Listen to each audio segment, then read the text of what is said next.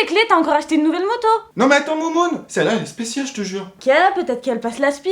Oui, elle passe l'aspi. Tu me prends pour une débile. Tu vas me dire qu'elle fait la vaisselle aussi. Oui, elle fait aussi la vaisselle. Elle fait quoi de spécial? Elle fait le café peut-être? Oui, elle fait le café, oui.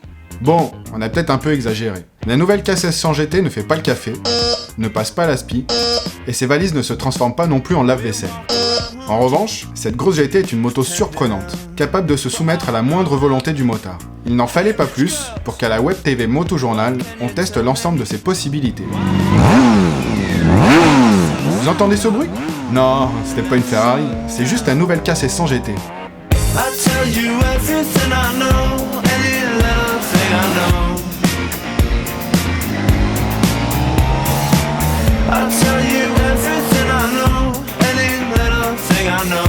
Pas de confusion possible, la grosse BMW est orientée vers le tourisme sportif.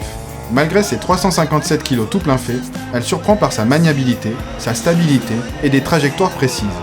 Cadre périmétrique en alliage léger, suspension par dual-over et paralever, voilà pour les éléments essentiels de la partie-ci. Mais ce n'est pas tout. Centre de gravité abaissé, moteur incliné vers l'avant de 55 degrés et une position de conduite légèrement basculée sur les poignées. Affûtée, la K16 100 GT avale les grandes courbes comme une ogresse, se joue des enchaînements de virages avec maestria, et tant que le rythme se cantonne à la balade, elle n'exige pas d'effort physique démesuré de la part du pilote. Quant au confort, il se situe dans le haut du panier de la catégorie GT. L'assise n'est pas excessivement large, mais reste agréable. Bien calée contre le dosseret qui délimite la selle passager, on enchaîne les kilomètres sans que notre séant ne demande grâce. On pourrait presque se taper une sieste tellement c'est confortable. C'est bon, on va pas y passer la nuit non plus là. Enfin, j'ai dit presque. Grâce à l'ESA 2, le réglage des suspensions se fait électroniquement. On indique d'abord l'état de chargement de la moto, puis on ajuste les réglages. La position confort, on la garde pour l'autoroute, sinon ça gigote de trop. Le plus souvent, on oscille entre le mode normal, quand le rythme est cool, avant de passer sur la position sport dès que le rythme s'accélère, ou que le bitume devient bosselé. Il faut au moins ça pour bien garder la roue avant rivée au sol, amortir les chocs et endiguer rapidement les rebonds des suspensions.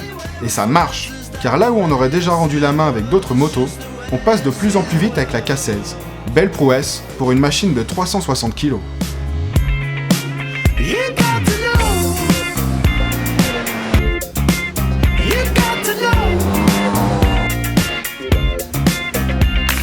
Pour la protection, là encore, c'est le top. Les larges flancs de carénage dévient parfaitement l'air. L'ajustement électrique du pare-brise, avec fonction mémoire, s'il vous plaît, permet à chacun de personnaliser le degré de protection souhaité. 500 km d'autoroute nous ont permis de juger la tenue de cap de la K16 100 GT, d'apprécier un régulateur de vitesse bien pratique pour soulager son poignet, et, évidemment, de tester la protection.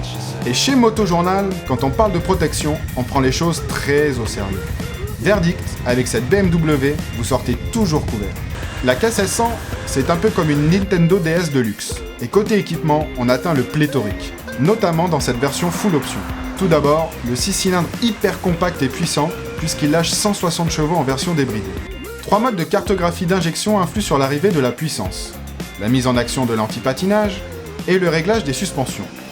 Sont disponibles le mode pluie, normal ou dynamique. À l'avant, les feux de route, cerclés d'anneaux lumineux, reprennent un design déjà connu dans la gamme automobile de BMW. 2 disques de frein de diamètre 320 mm, avec ABS de série ou ABS intégral en option. Écran couleur de 5,7 pouces, GPS en option. Une molette multifonction permet d'accéder et de valider les réglages des suspensions, le mode de cartographie moteur, la navigation du GPS, la température des poignées, de la selle, le système audio, le programme du lave-vaisselle, ah non je déconne. Sans oublier le régulateur de vitesse, le verrouillage à distance des valises et les vides-poches latéraux, dont un qui permet de plugger un iPod ou une clé USB pour écouter sa propre musique.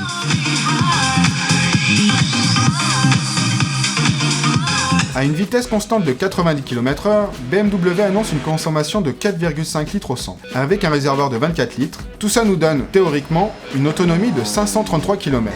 La théorie, c'est bon pour les bouquins. Nous, on bosse sur le terrain. On a alors testé la conso. 2 jours, le soir, la nuit. Hélas, au petit matin, à force de tourner en rond, le pilote a rendu la main avant la moto. Attention, aucun potage aux légumes n'a été blessé pendant le tournage de cette scène. Et, blague à part, après plus de 1000 km d'essai, la moyenne de la K16 s'approchait plus des 6,5 litres au 100, ce qui nous amène à une autonomie d'environ 370 km. Le chargement, c'est important pour une GT. Bah ouais, faut bien charger les valises de maman. Mais leur capacité, c'est quoi? 1 litre, 2 litres, 3 litres, 4 litres, 5 litres, 6 litres, 7 litres, 20 litres. Et le poisson? Bah, c'est pour la forme. Et la capacité finale? Bah, on n'en sait rien. Le sac n'a pas tenu le coup. Mais les valises, oui, car elles sont 100% étanches. On a même dû tricher pour que la flotte fuit et que nos gags ne tombent pas à l'eau.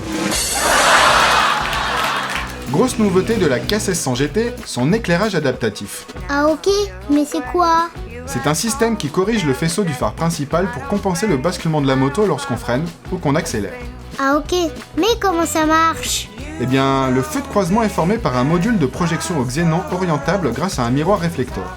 Des capteurs d'assiette disposés sur la suspension fournissent les données requises pour assurer le réglage permanent de la portée des faisceaux. Super. Et l'éclairage directionnel, adaptatif, ça donne quoi de plus? Ça, c'est en option. Un servomoteur transforme le miroir réflecteur statique en miroir orientable. Le faisceau est ainsi corrigé pour compenser la plongée, mais aussi l'angle d'inclinaison de la moto. D'accord, mais on peut faire de la chasse nocturne avec ton truc? Bah, je sais pas, on va voir. Ouh, le lapin.